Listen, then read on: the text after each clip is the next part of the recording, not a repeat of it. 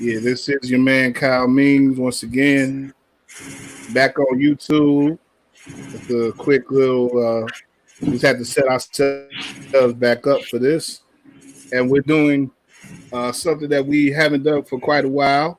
Something that my co-host Sean is definitely a part of and helping build. But it's the Varsity Show. This is the Varsity Show for We Are Regal Radio, WARR Media now.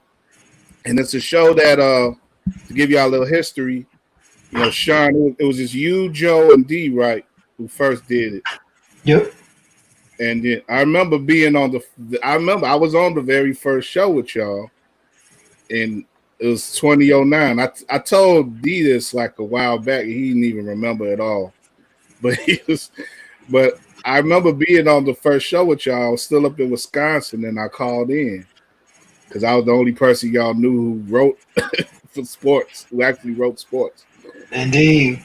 And again, is I do remember that. Yeah, we talked about the finals and stuff, Orlando and LA, and among other things. And it was just great to, because I've done that a couple times up there for real radio stations. Not to discount what we were doing, but I hadn't done it enough to where it was like, oh man, even though I knew you guys, it was just like it was exciting to be able to talk on air and talk sports. And I could, it was hard to imagine. I couldn't imagine at that point how much involved I would be with what you guys were doing. But it's been 11 years now, and about 7+ years straight, where it's been like a day-to-day thing. And you guys have, I always appreciate you guys for bringing me in and making me a part of what you guys, really imagine out of your own minds. And, that's why I'm glad to help bring this back in a way. I don't know how often we're going to do it, but I think, bringing it back and making it a part of what we're going to do in the future makes sense to me. And it's important, it's definitely important to make you a part of it. And that's all I got to say about that. What are your thoughts? Oh, definitely, man. I mean, you are a blessing, bringing your skills and experience to the table, and the fact that you and D are kin. It only made it like extended kin for us as well. And I mean that moment, you take me back to it. Technology has come a long way. I remember how grainy that call was, and yeah. Each other. We didn't have the benefit of video at that point. We were just talking in the phones, and I think D may have had the controls. But yeah, man, that was destiny. Kicking off, and we were charting our course, and we've come a long way, and we've diversified and expanded and grown, and it's all been for the greater good, man. So I'm excited for our past and where we are now, and definitely for the future. And let's bring on someone who's representing a part of our present and our future, Mr. Joshua M. Hicks. And me and Sean just going down memory lane. We was talking about the very first Varsity Show that we did back in 2009. I hate to ask, but how old were you in 2009, Josh? Ooh, 2009. I was 15, I think. Okay. At least you were in high school, okay. Yeah. But yeah, we were, that was the first time we did a Varsity Show. Me, Sean, D, and Joe Tanksley. And I sent out invites to them. We'll see if they join us within the hour. But Josh, thanks you for coming on. I know you on your little trip. So I don't want to interrupt that too much, but I just wanted to talk. Like I say, just do a special show here and talk about some other stuff that we've been talking about the baseball. We just did the baseball special, and that went off great. but a lot of other stuff is going on in sports as well. And started off with maybe some basketball talk, and the bubble. They've letting us into the bubble down in Orlando. We're starting to see some of the scrimmage stuff going on, and for you guys, how much of the scrimmages have you guys checked out so far? I haven't watched too much of them, really. Just looked for a couple of scrimmages yesterday prior to my departure today, but I'm just basketball that. I'm just glad that the NBA worked it out to where they can at least get something on TV, to whether it's scrimmages or a playoff, whatever the case may be, for them to put that package together and actually make the restart a season. It's special, and I missed basketball in general, because basketball is always my top sport. So for basketball to be what it is right now, I'll take it, and I'm very grateful to be able to sit down and watch it. It's amazing how when things get taken away, how much you miss or don't miss that topic. And basketball for me is one of those topics where I actually missed it a lot. And to be able to see at least a couple of the scrimmages that I saw the other day, it was special to see. All right, let's get Demonze in. He's here now. No, what's going on, fellas? Always outside. I pay your mortgage. Always outside when he's doing something. Mortgage and what's going on, man? What's going on, fellas? How y'all doing? All right. Yes, sir. All right, y'all talking about a little NBA, the return of the association? Yeah. Before that, me and Sean was talking about the origins of the show. Oh, wow. Maybe you can add to that right quick before we talk some more. The origins of, oh man, is that air conditioner real loud? Can y'all hear that? Or y'all good? No, I just hear you pretty much. Okay, cool. All right. The origins of the Varsity Show. Oh man, this goes back to 2000. Sean, we want to say 2007? In the basement, yep. In the basement, 2007, 2006, 2007, in the basement of my first apartment over on the south side of Chicago, right behind the post office. Me, Sean, and Joseph Tainsley, aka Champ. Yeah, man, we decided to get together and start doing the show. Actually, I was just a producer. I really wasn't a talking head. It was more so Sean and Joe. And yeah, I think that was kind of the first time that I kind of discovered that I could probably be behind a microphone in the future, like in front of the camera. Because I always kind of wanted to be a behind the scenes dude. Like even going back to college, when I got my degree in music business, I wanted to be like a behind the scenes on a record label. You know, it's always kind of joke. I said I want to be the next Diddy, but I want to be Diddy behind the scenes, not in front of the camera, not in front of the camera, all in front of the videos and all that. No, that wasn't me. Dancing and stuff. I wanted to be behind the scenes, so I was producing for them at first. I was always the kind of like tech savvy dude, so I was producing for them, and then after that, man, we just started going forward, and we did our first remote ever at the CrossFit out in, was it Libertyville? Yep. Did a CrossFit event out in Libertyville where we got a chance to interview former Chicago Bears quarterback Bobby Douglas.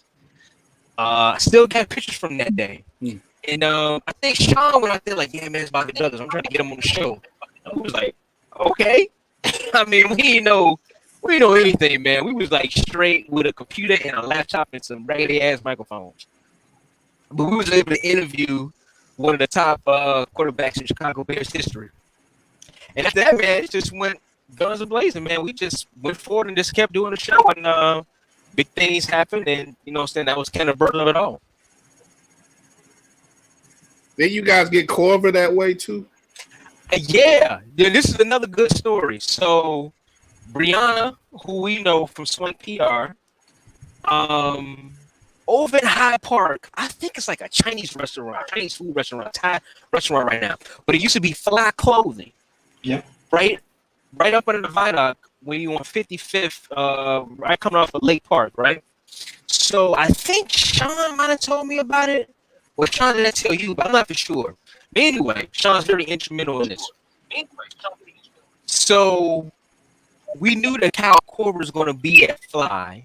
I think Brianna was working with the guy who owns the clothing, so they had kind of like a video game kind of release or something like that, like NBA 2K, NBA. It was something. I think it had something to do with a video game.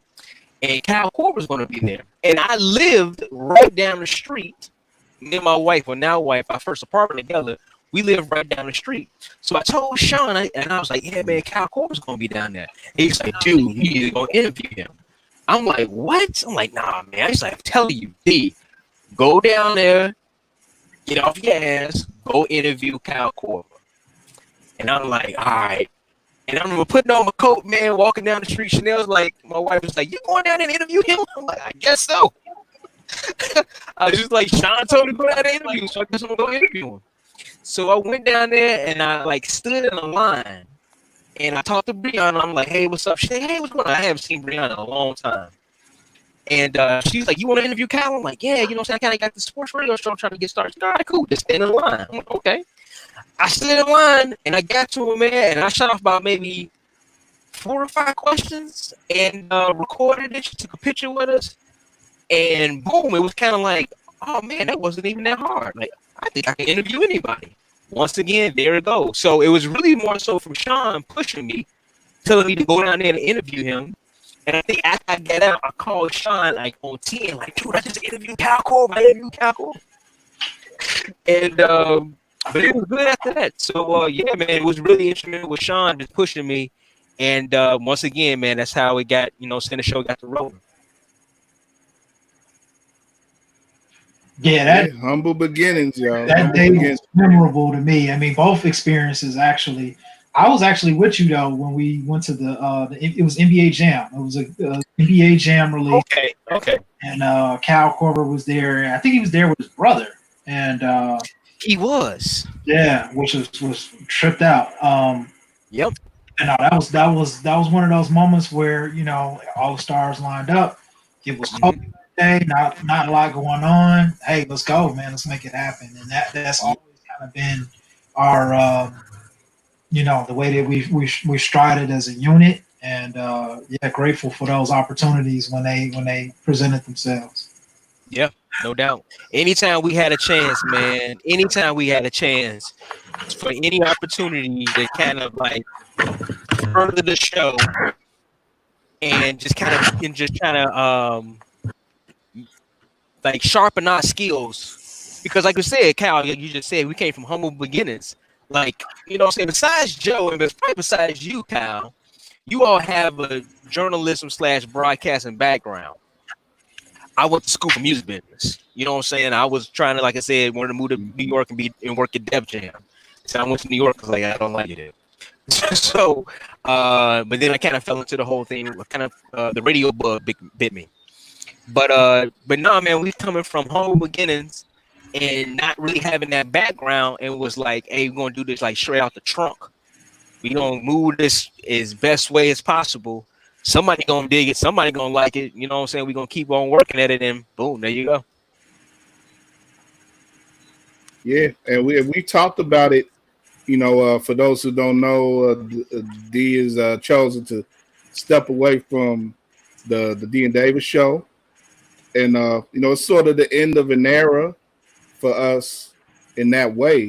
We're still all brothers, and we all gonna be kicking it and doing stuff going into the future, but it's just gonna be a little different because the D and Davis show as it exists now is not gonna exist like that for much longer.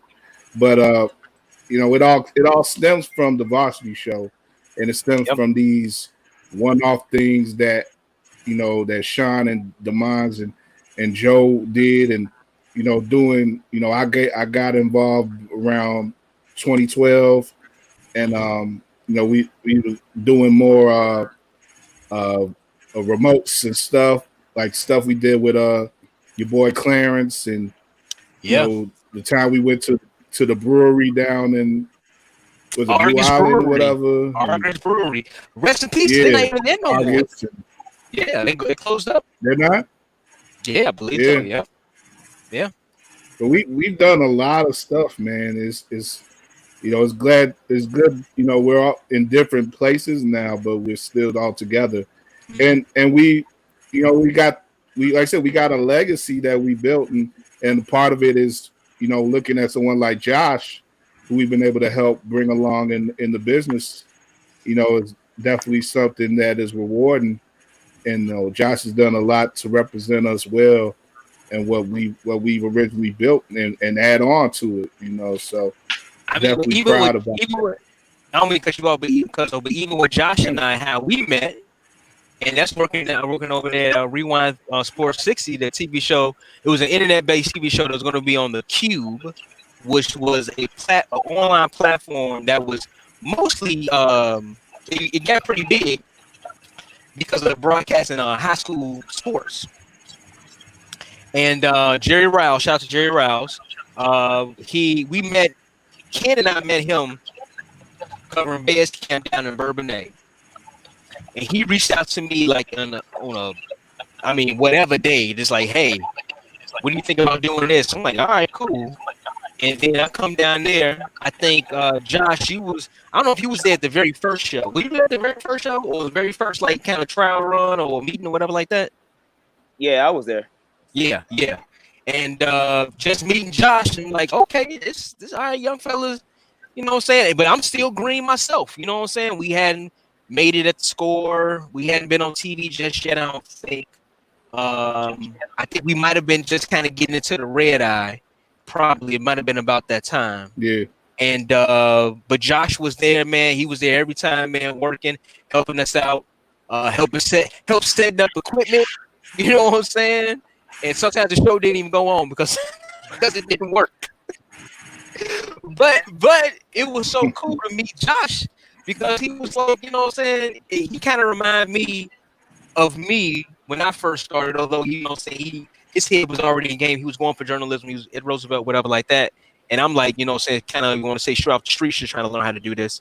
But I saw the hunger in him, and I'm like, hey, this dude's cool. So when I stepped away from that because it really wasn't working out, I made sure that I stayed in contact with Josh. I'm like, no, this dude right here, you know what I'm saying, he's the future. So I'm like, I got to stay in contact with him. And D, he said he was only 15 when we did that show in 09, that first show. He looked like it, but man, Joe, hey, but Josh is Josh. Josh is Josh. That's good though. You got time. I always kind of wonder if we started 10 years earlier, what we would have been. Oh ourselves, man, but it would have been something. Although Grace is out here, I think she's scared of a bug. It's a lightning bug. Yeah, okay, go ahead, go in the house. Grace, you might be in a scared. You were always ahead of the curve though when it came to especially the technology. Like I remember, it took me a solid like month to really get like what is he talking about, a podcast? I mean, we were 2 or 3 shows in, and you were still having to like explain to me what we were doing with a podcast. I had no idea. And like you mentioned, I don't have a background in journalism. I'm a technology guy. I'm a reluctant social media user. I know that. But you've always kind of, just like you say, I pushed you. You always were at the forefront of really pushing technology. And Cal and I joked like, how grainy that first show was that we did with him back in 2009, and how technology has come such a long way and is really like started to really reshape the whole sports media landscape. So, I mean, we wouldn't be here to this day if it weren't for your persistence, especially on, thinking outside the box and being willing to trial and error with a lot of the different technologies along the way. Yeah, I appreciate that, brother. Yeah, I mean, that's just kind of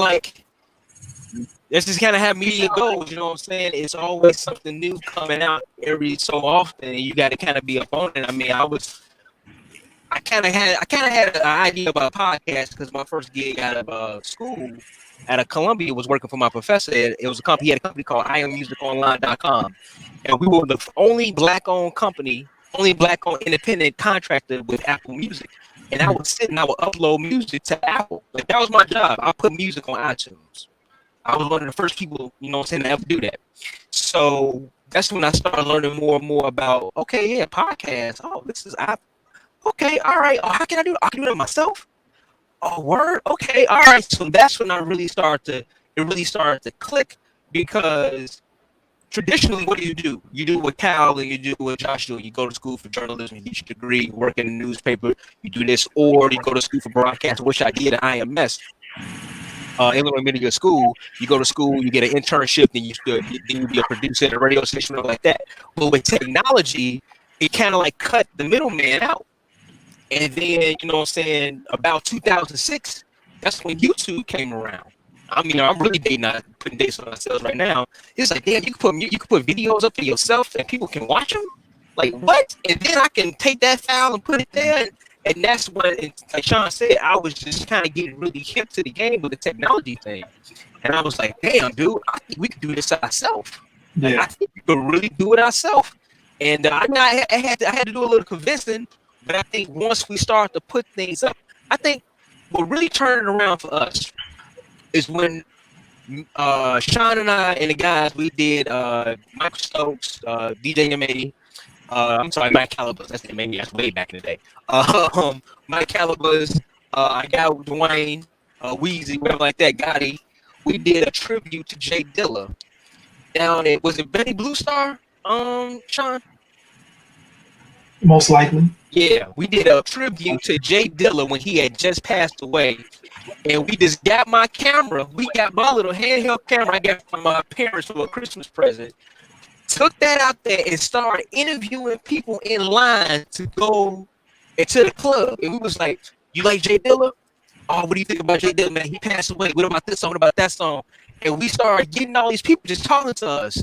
And then we went upstairs to the studio that Mike Calvers worked out of, and he did a whole Jay Dilla set. And I was able to edit it, put it together on like Microsoft Windows Movie Maker. And I uploaded to YouTube. And I was like, hey, y'all, check this out. And we started getting views on it. And we was like, what? Like, this is nuts. like, this is nuts. But it kind of fueled that fire in us. Like, man, we can do this ourselves. And I think that's where the Varsity Show comes from. That's what WARR comes from. That's where Dean Davis the Flip comes from. That's where that foundation that we built. And it just came from just kind of doing that trial and error, using that technology.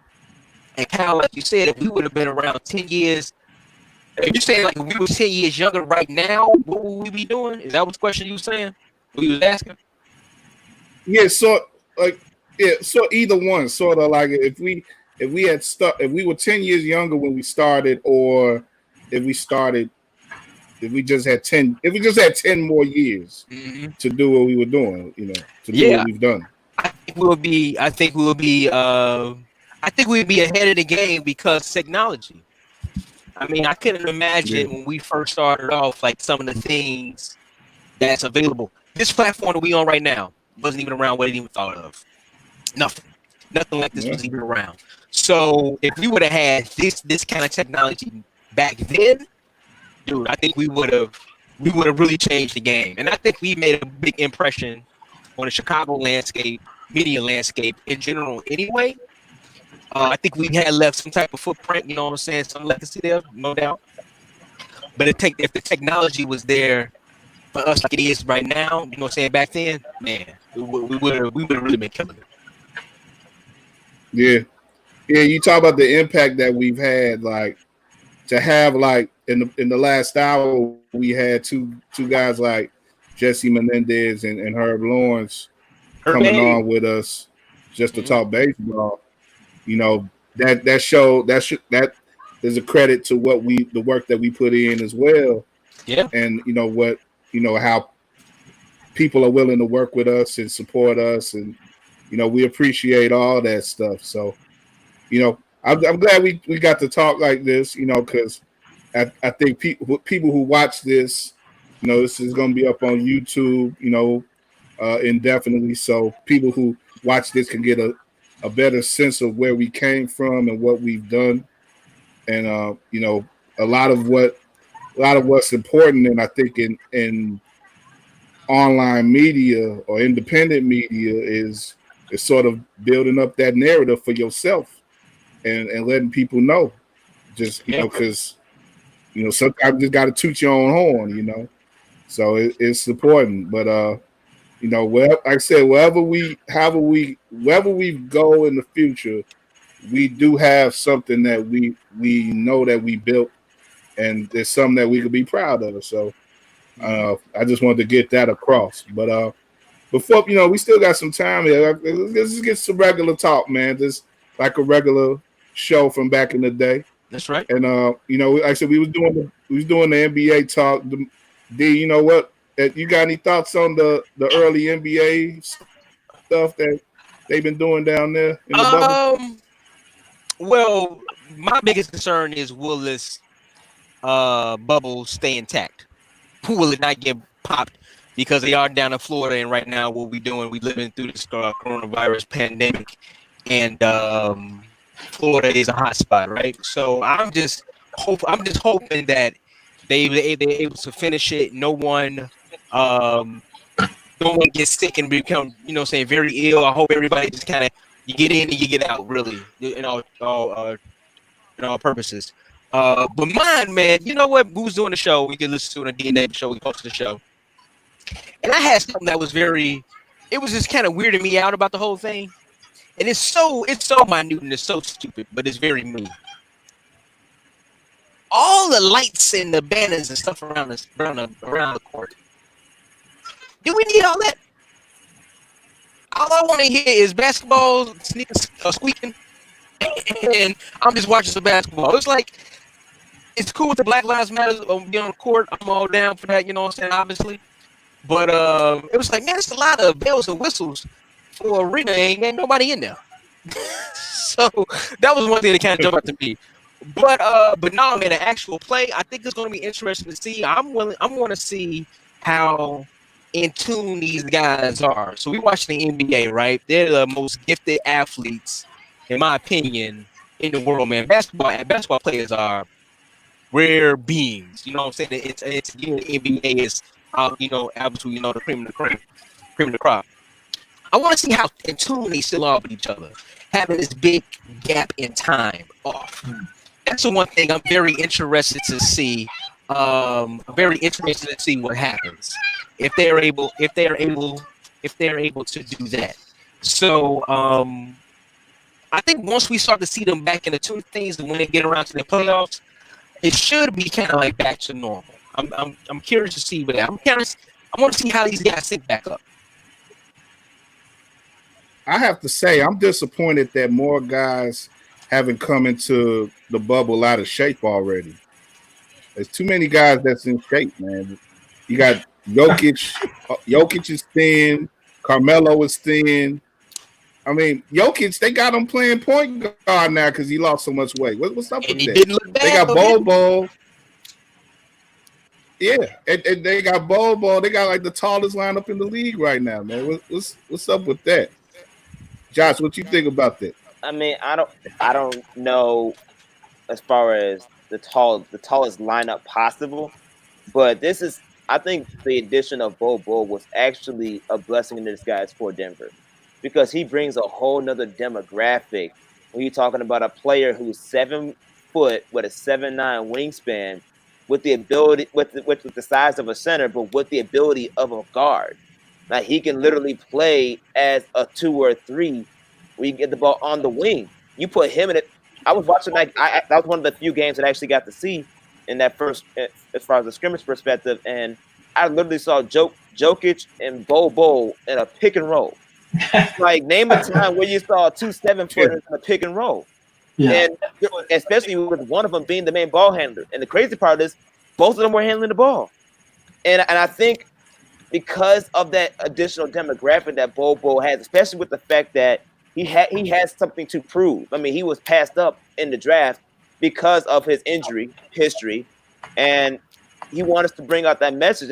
And from his time with the Windy City Bulls in the G League, and now with him playing with his first real game in a Denver Nuggets uniform, he's shown that he can shoot the ball, he can put the ball on the floor, he can score pretty much whatever he really wants to, and he also brings an extra demographic from a defense on a defensive end, especially when you're talking about having a backup lineup when you have Jokic at the point guard position and you have Bo that can play that center. I mean, that's a scary thing for Denver, and they already got other players that are already on the verge of really shining in the limelight, like Jamal Murray. We hadn't even talked about the emergence of Michael Porter Jr. either. Very true. And you're talking about another guy that could put the ball in the hole and has size. I mean, Denver is. Josh, I got a question for you though. Yeah. Are they that scary to challenge the Lakers? I believe so. I believe they'll definitely challenge them.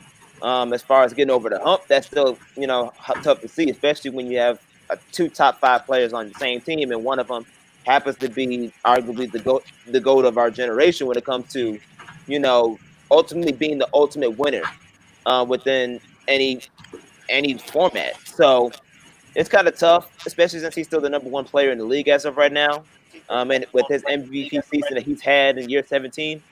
But Denver's gonna make a run for their money, and the fact that this is a shortened season and they actually have a full healthy roster that includes Bo, that includes Michael Porter Jr., that includes additional backup support of Troy Daniels, who used to be on the Lakers, but also brings that shooting depth to the Denver Nuggets. They have some depth now, and they have quality talent coming off that bench outside of that starting 5. So Denver, to me, is a team that we should really watch out for, especially in a shortened season like this. Josh, I think you hit on something that's very key. It's going to be key to this season. Can you keep your guys in line and healthy? Because if your team stays in line and stays healthy, I don't care who you are. If you don't have Kawhi Leonard on the Clippers because he's sick, but you got the Sacramento Kings and they all healthy, that's going to be a matchup that possibly they can win. Because listen, the talent in the NBA, it is a schism, but it ain't that huge of a schism because we talk, like I said before, this is the cream of the crop. Everybody can ball. So if you have your team and they are healthy, no one is sick, no one is not in quarantine, ain't nobody trying to sneak nobody into the bubble and then they call something or they got to go outside the bubble. If your team is cool and healthy, that's going to be a huge key. And then you mess around and you might see an NBA final that you didn't expect to see. So that's going to take a lot of leadership within the coaching ranks and your top players to keep dudes in line. Like, hey, man, listen, we got to stay cool. We got to stay healthy. That's the way to win in this season. Hey, man, you said Sacramento. Rashawn Holmes had to go get the lemon pepper wings. Man, come on now, brother. Rashawn was like me, man. He addicted to that Postmates, man. But it's I can't go a couple days without those now. It is going to be those small details in those teams that can stay galvanized that are going to have the longer runs. For me, and first off, let me just pause and say this, man. Back in February, I went down to Orlando All-Star Weekend. My wife and I, we had planned. I really wanted to get up to Chicago, but we had been putting this vacation off, so I ended up, taking the L, missing the All-Star Weekend. But props to you guys for how you covered that, man. That was an amazing, experience, spectacle to see, from television, just seeing it remote, and the fact that you all were able to seem like it was 5 years ago now. Yeah, I know it, right? And we were talking about before just the spirit of where we are and where we've come. I mean, to me, that was kind of the embodiment of that, and seeing how, we were able to still get, coverage and get access to these events and getting the perspective of players coming in, probably one of the defining moments for Chicago basketball in a very long time. Yeah. So to y'all for that, man. But while I was in Orlando, You know, I'm not gonna speculate as to whether or not I got COVID, but I know I came back and I definitely fell ill for a couple weeks, and you know, it's a hotbed down there, man. Just the whole environment, the way that the Disney campus is set up, and granted they've made all of these concessions for the players and to maintain the social distancing, what have you. I I don't know, man. Like there's gonna be a hiccup at some point, and you're right. The team that can kind of stay insulated within their team, their own internal bubble as a unit, hold each other accountable. I think that's gonna make or break who ultimately will be in the finals. Um, if we're gonna just step out and do predictions real quick, the team that I'm really interested in seeing, and I think we'll have a good run, is going to be Boston. And the reason why I say that is because you talk about the players staying in shape. I mean, they have young guns on that team, and this lag period is those young players they've gotten better. Not just for Boston, but league wide. Guys who are 2-3 years in the league, this is like a full off season for them. And when they come back, you're going to see new elements to guys' game. And you have a Jason Tatum, you have Jaylen Brown. I mean, they've got wings, they've got the size, they've got coaching, and we know Brad Stevens, and we know how he gets down.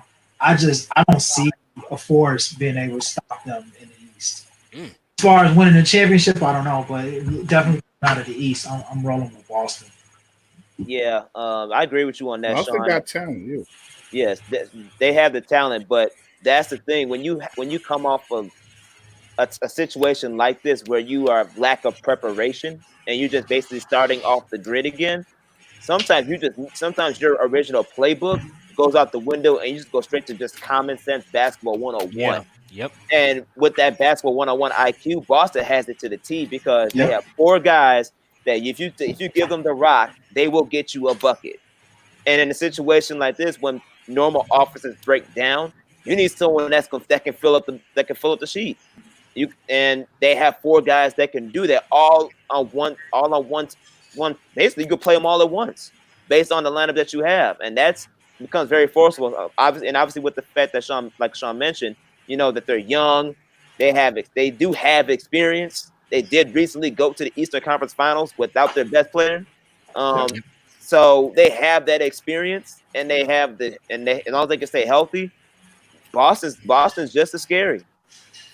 That's why I like this season though too, because it's so unpredictable. Just like baseball, especially baseball. Sean know this. I mean, he worked for the LA Dodgers for a point in time. You know what I'm saying? Been playing professional, semi-professional baseball for a very long time, man. This is going to be a sprint, not a marathon. You kind of say the same thing with basketball too, man. 82 games. That's a long time. You know what I'm saying? You got throwaway games. Right now, there ain't no throwaway games. So you want to have dudes just go out there and just hooping. Man, you never know what's going to happen. And that's another part where I am very excited to see. Just the unpredictable. I don't know what's going to happen. Like literally. I mean, somebody might go out there and you like, okay, here, this is a superstar. They haven't been balling, although because you said they've been in shape, but man, they ain't been balling like this. Go out there, pull a hammy. Damn. Well, their championship window was closed. I mean, not closed, but they out the window. They might as well go ahead. Mickey Mouse go and kick them out the bubble. You don't know what's going to happen. So that's what's going to be really, really cool to see, because it's going to be very unpredictable. You know what I'm saying? A lot of things that people think they're going to see, they might not see. They might not see LeBron James in the finals. It's very high. They might not see Giannis in the final. It could be Boston. You know what I'm saying? It could be somebody. Could be Denver. Never know. And that's why I love it. I like the Clippers myself, but Josh, we're gonna let you go, man. I ain't gonna say what Josh is, but he's trying to reenact the movie The Hangover. So take that. Goodness. Hey, brother. Sean attest this. My bachelor party, I don't know where you at, but I'll get you know this. It almost was a hangover. And they almost lost me. But they found me though. They found me. So Josh, you have fun. Don't be like me. Yeah, you take care of yourself, man. Most definitely, guys. That's always a good time to come on anything that we are Regal Radio got going on. Look forward to seeing the next steps for sure. Y'all stay safe out here. All right, talk to you later, boy. Same to you, Josh. Good talking. In the scope with Josh tomorrow, he's got the bigs on.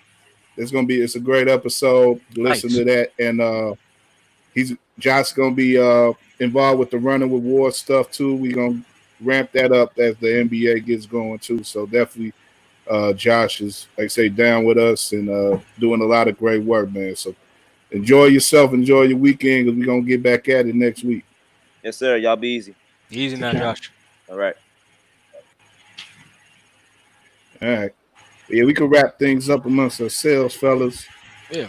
But there's a couple of things I want to get into otherwise on the sports scene.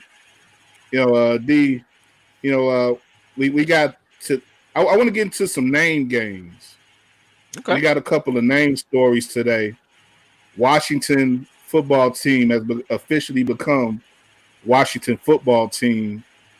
And in Seattle, they got the new hockey team out there, and they're known now as the Kraken. Release the Kraken. Y'all like the Kraken name? I like it. I Love it. I love it, man. Whoever came up with that marketing, whoever came up with the name, man, that's pretty good because what I just did, Release the Kraken. I mean, that comes from what was the name of that movie? Was it called The Kraken? No, I think it was like Clash of the Titans or something. Was it something like that? Okay, Clash of the okay. Yeah. I mean, but that line is like iconic. And for them to pull it and use that for the team, especially up there with Seattle too, with the Mariners, whatever like that, it kind of goes hand in glove. So that's pretty cool with the Seattle NHL team. I just can't wait until they get a bat. The design ain't bad. Yeah. The design ain't bad, but the design is cool. Yeah, I like the colors. It's the marriage of different sports teams in one city. With the colors and the lettering and everything like that, hey man, they playing it traditional and it's good, man. I like it, Sean. What you think? Oh, I'm with it totally, man.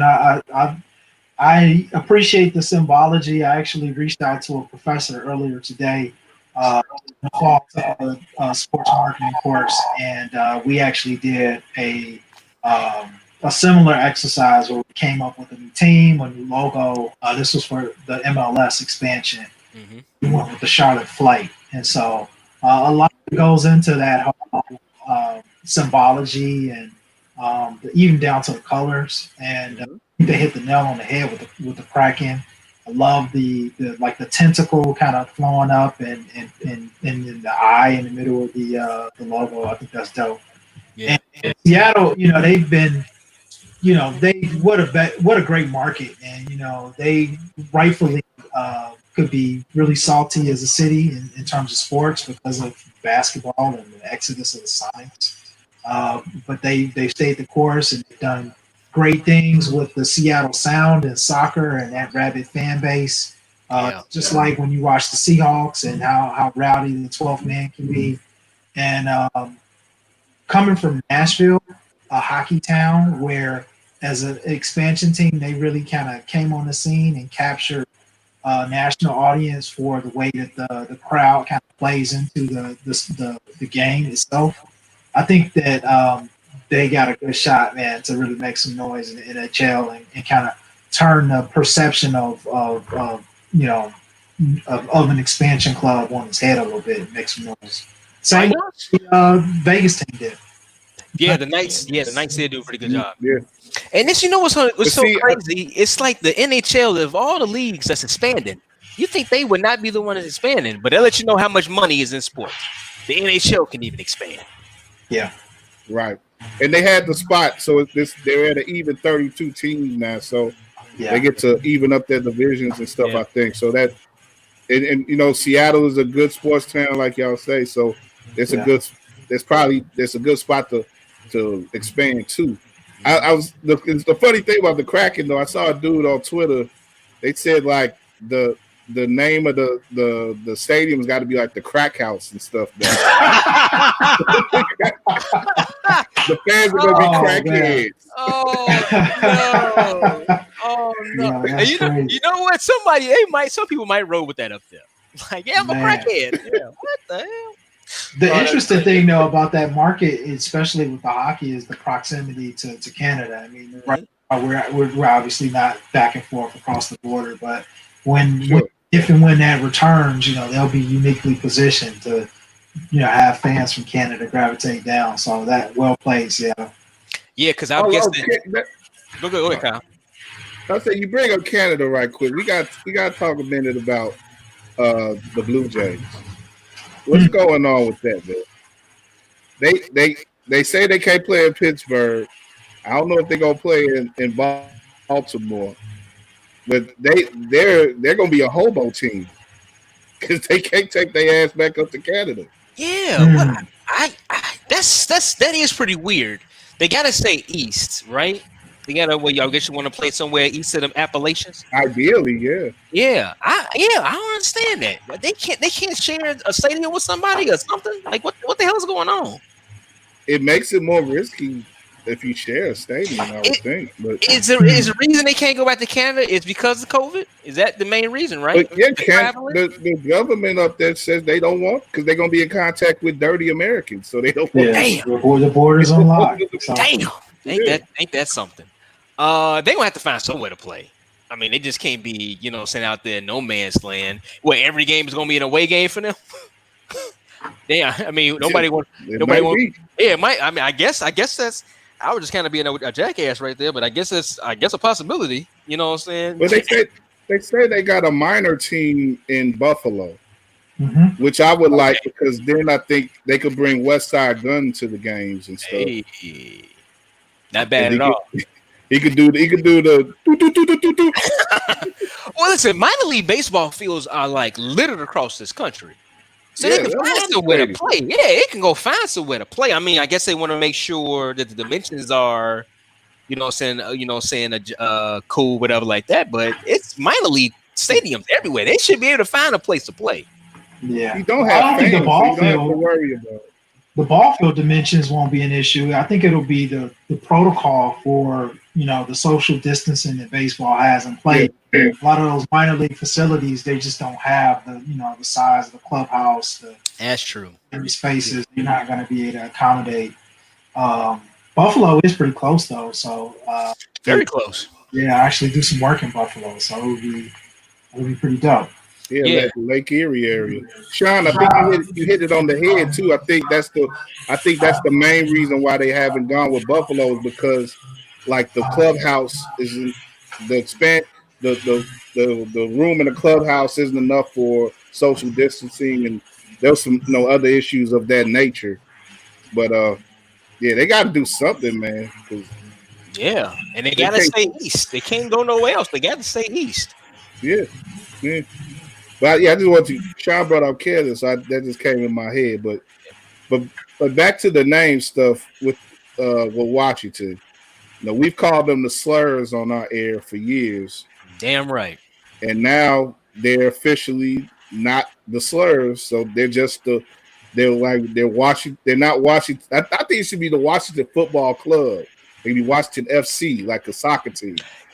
I was thinking that too, Kyle. I think it's fine. If they just want to actually leave it, I mean, they could do like just I don't know if they want to do it, but like the Washington DC Football Club. You know what I'm saying? Just go for it and just put DC on the side of the helmet. Just roll with that. You don't have to have a nickname. You don't have to have a mascot. You know what I'm saying? It's not like is it in the NFL Bible? Like you must commandment number 35. You must have a nickname. You know what I'm saying? It's not. I don't think that's there. So you could just go with the Washington Football Club or the Washington DC Football Club. I think they should go with it and not even worry about it. I think it's fine. It sounds good to me. It sounds what's what I'm looking for? Official. It sounds good. It just sounds good.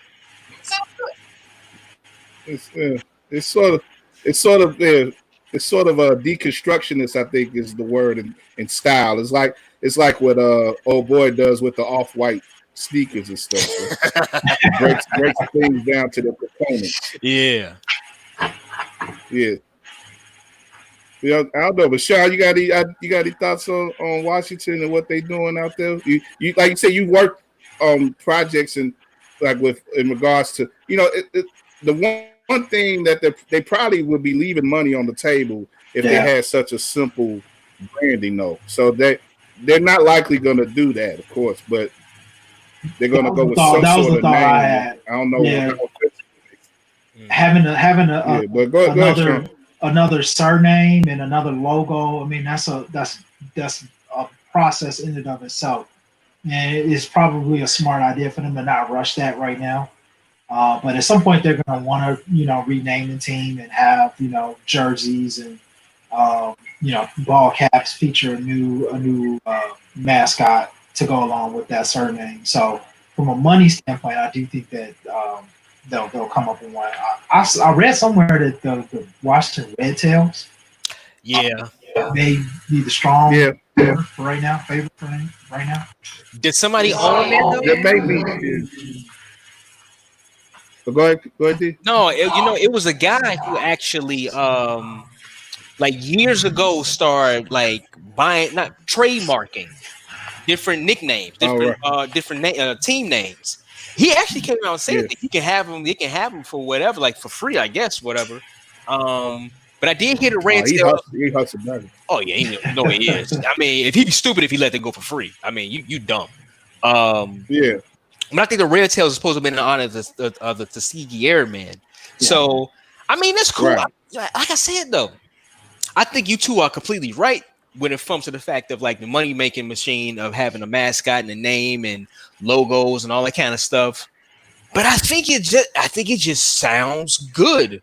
And expand off what you were saying, Kyle. The Washington Football Club, WFC, just logos, the W. I mean, you can do something with that. In my opinion, I think you can do something with that. I said, though, I think you all are right. They want to come up with some type of animal or something, a plane or whatever. I don't know. They want to come up with something like that. But I think it's fine. I think it should just leave it the way it is. Mm-hmm. Yeah, I can see it. I'm like I said, I can see it go either way. Mm-hmm. But I think Red Tails. I think Red Wolves has popped up too. What the hell Wolves got to do with Washington D.C.? The Wolves in the Senate. Do you follow politics? Oh Lord, right? It ain't that damn serious. But that's just me though. And ain't that? But you know what? I like the way you did. They could be the Washington. What? I was going to say I like the idea. The name is about to throw out the Hogs. Ryan Bukoveski, who's a producer for the Dean Davis Flip, he said just go with the Hogs. I mean, it has the history within the team. Just go with the Washington Hogs. That'd be fine. That'd be fine too. Right. I mean, like you say, it's history to it. It's tied to the team. Who cares if you offend a pig? Wait. I just want to know how many people who are diehard Slurs fans want to still and be on that. They always going to be the red to me, damn it. You know what I'm saying? Still dress up and come in there with a full Native American garb and red face and they always going to be this to me. I'm just waiting for that crowd to show up. Oh, definitely. Yeah, and they're probably going to be protesting that next year. Man. Yeah. Well, we'll see, but I ain't gonna keep it on too long. But just one more thing I want to get into before we hang it up. Yeah, y'all hear about the Tyson Roy Jones fight, right? I did. I'm not excited about it. That's gonna be exciting, right? Well, it's for cheering, right? Well, it's gonna be an exhibition. It's not gonna be an official, fight on their record or nothing. But it's like I got an email today. They sent it out. Like Tyson has this whole thing where they're doing like a organization for old athletes. It's called the Legends Only League. So I'm guessing that fight has to do with that. Okay. Let me read off this email. Okay. Legendary former undisputed heavyweight world champion and entrepreneur Mike Tyson and Eros Innovations have launched Mike Tyson's Legends Only League, a next generation sports venture that provides full support and infrastructure to the world's greatest quote oldest athletes bringing a best of the best back to the ring, onto the court, and back on the field. The league will span live sporting events, including tennis, basketball, boxing, and more. So, yeah, they're going to bring a bunch of old, out-of-shape athletes back onto the field to play their sports. I blame this on Ice Cube in that big three. Although those guys aren't like washed up and old, they can still go especially with basketball. But I blame Ice Cube for the success that he had for this foolishness. So what we gonna see? Like we finally gonna see Michael Jordan go one-on-one with Isaiah Thomas to finally squash all the beef. You kept me off the dream. They're gonna play to get the Jumpman logo off the Pistons jersey. Isaiah. Always hating on the Bulls and Michael Jordan. Wait, I follow the Hot Boxing with Mike Tyson podcast, the show he does with Evan Britton, former Bear lineman, and he had made some soft hints that he was working on something kind of in the background for boxing and to kind of rejuvenate his career. And hey man, you know, he's a former champion, was a professional athlete, and in his prime was one of the best. So I wouldn't put it past him. We saw George Foreman make a comeback, and he was well into his 40s, if not 50. Bernard Hopkins. He was 45 when he won that last title. Yeah. What, 54? Well, how old was Bernard Hopkins when he fought last? Wasn't he in his mid-50s as well? He's like 49. Bernard Hopkins is a crazy man from Philadelphia. He does a lot of things. I'd be happy. Any 49-year-old black man from Philadelphia, that give you a half a fight in the ring. I know, right? I watched a clip from that last Mike Tyson fight when he kind of just had that come to Jesus moment at the end, and they were talking to him, and he was just saying, you know, I did it for the money. I was looking for a payday. My heart is into it. And, you know, we all have our trials. We all have our passions. And, you know, that was a bad way to see him step away. Right. So he has an opportunity now. And Roy. Did Roy have a similar? Roy was amazing at his peak, but he went 1-11 in his last 12 fights. Though. He looked terrible. Terrible. Oh. So wait a minute, are they gonna be having like the boxing like Olympic style headgear on and oh my? They can't go out there and hit each other. One of them might die. I'm sorry. Yeah, I don't think they're gonna have that. They should, but I don't think they're gonna have that type of protection. But they should. And I'm thinking Mike is probably gonna kill Roy. Hey, the power is the last thing to go, man. You seen the training videos? Mike still got it. My point exactly. That's what I'm saying, Roy. What are you doing? Well, that's the thing. Mike, you talk about his last fight, Sean. Mike's probably in better shape now than he was then. No, I don't agree at all. Yeah, he's still living life on the edge back in those years. Mm-hmm. Mike just smoking. Yeah, I don't know what Roy's doing. I mean, well, we haven't seen. I haven't seen. I mean, I'm just speculating here, but I haven't seen Roy in years, so I don't know what he looks like. I don't know how in shape he is. I hope he doesn't look like DMX on that battle we just saw last night. You know, coming in like, who is that? It's Roy Jones III. But I mean, I don't know what he looks like. So hopefully he's in shape. So I mean, well, Kyle, when is this fight supposed to happen? I have to look. I think it's September sometime, but I have to look up the date. So this September, not next September. This September. They're not giving themselves enough time, D. Oh Lord, have mercy. This is gonna be a wreck. But you know what? I might just buy it. Why not? It's gonna be a record. You got it right. September 12th. Record. Sean, you 100% right. People are gonna buy this. Absolutely. I think people are going to. You 100% right, Sean. People are going to buy this. Yeah. September 12th is going to be the fight. Lord have mercy. Well, I'll be saying a prayer for them for both of them that night. All proceeds going to AARP. You might not be telling a joke right now. Oh my God! Well, you know what? I just hope they come out healthy. I hope, like you said, it's for charity. I hope it isn't anything too crazy. As Sean alluded to, I think the pay-per-view records are going to be high, but I don't want to hear after like, man, I just wasted $70 to see Mike Tyson and Roy Jones Jr. You know what I'm saying? I'm just hoping those things don't happen, because a lot of these times when you see these celebrity things and these like, oh, we're doing this for charity, it's kind of like, man, you could have put this on Channel 9 at 2:00 in the afternoon. You know what I'm saying? Right. You ain't have to do. I had to pay for this. You know what I'm saying? So I'm hoping that doesn't happen. I'm a huge fan for both of these guys, though. Yeah. I'm a huge fan of both of these guys. They're two of the greatest. Yeah, two of the greatest of all time. Absolutely. They're two of the greatest. Yeah. Before we go off though, what you already mentioned Mike and Isaiah. What other old fogey matchups? Because they say they're gonna do this across other sports. So what other old fogey matchups would you like to see? That's a good question. Let me see the sports again that they're focusing. How about let's see Roger Clemens. Who did he throw at and the bat broke? Was it Mike Piazza? Piazza, yeah. It wasn't okay. Okay. Yeah, let's see Roger Clemens and Mike Piazza won last time. Why not? That's some baseball. Golf, you can still actually see old people playing golf, so that's not going to be that big of a thing. Yeah.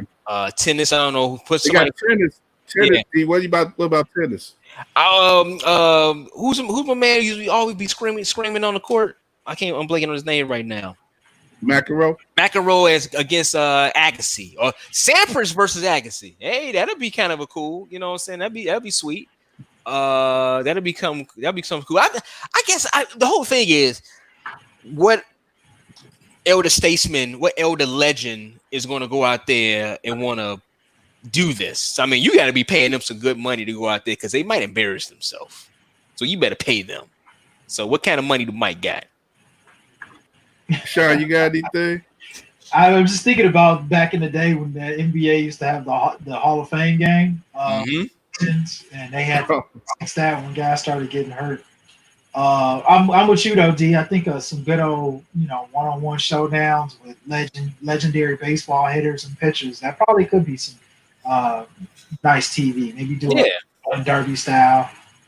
Yeah.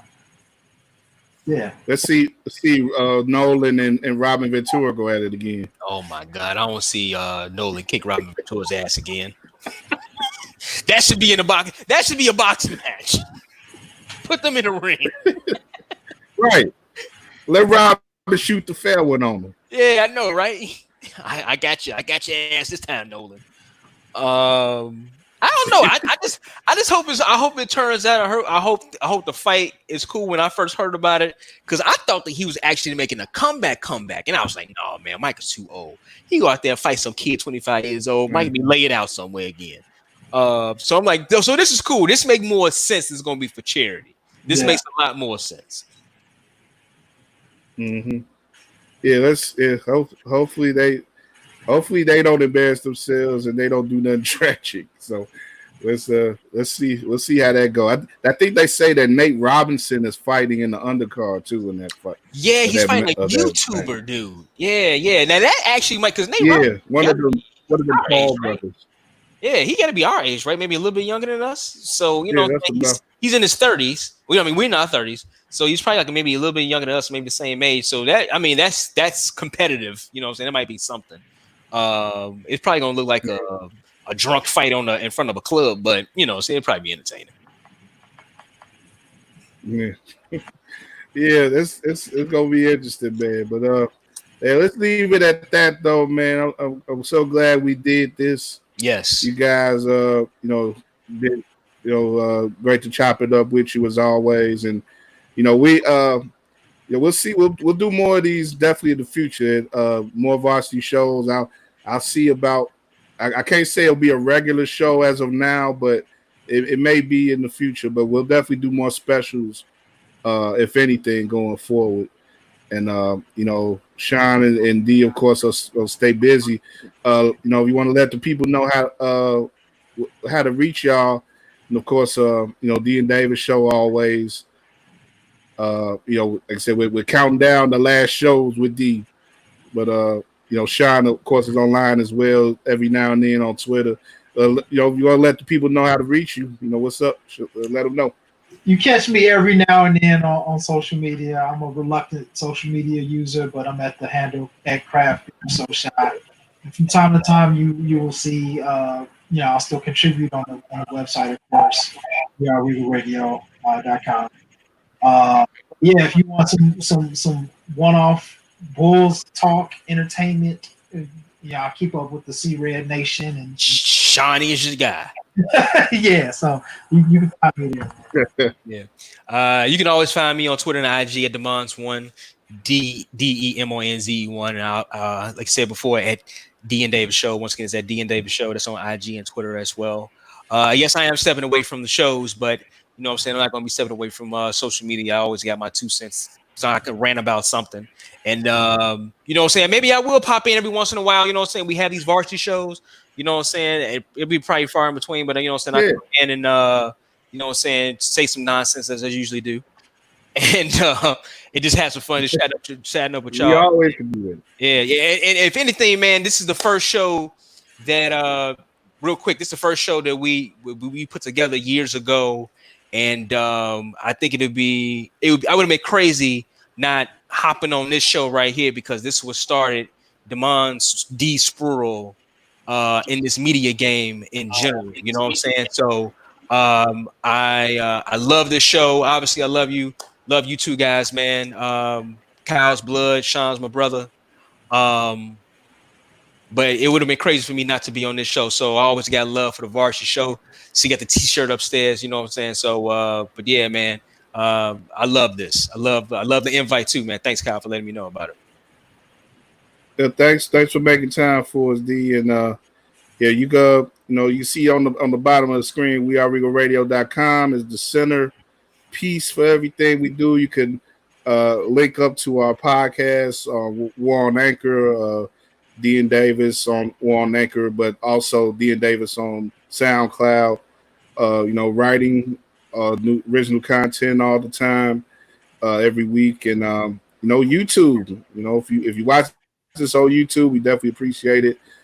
Keep sticking with us. Subscribe and subscribe to us on Apple Podcasts and all other major podcast platforms, Spotify, TuneIn app.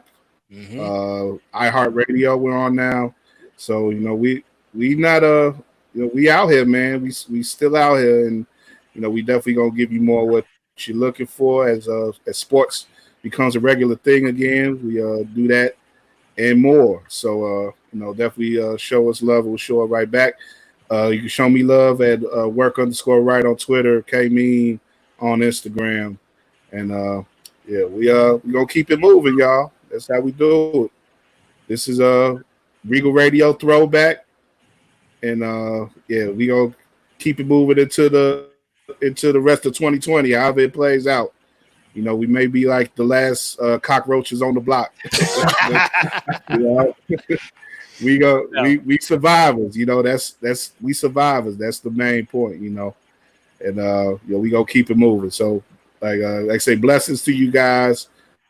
Much love, and I say thank you once again. Thank y'all on YouTube, and enjoy yourselves, man. Enjoy these games coming up. Yep. All right, peace, boys. Love y'all, man. Yeah, peace. All right.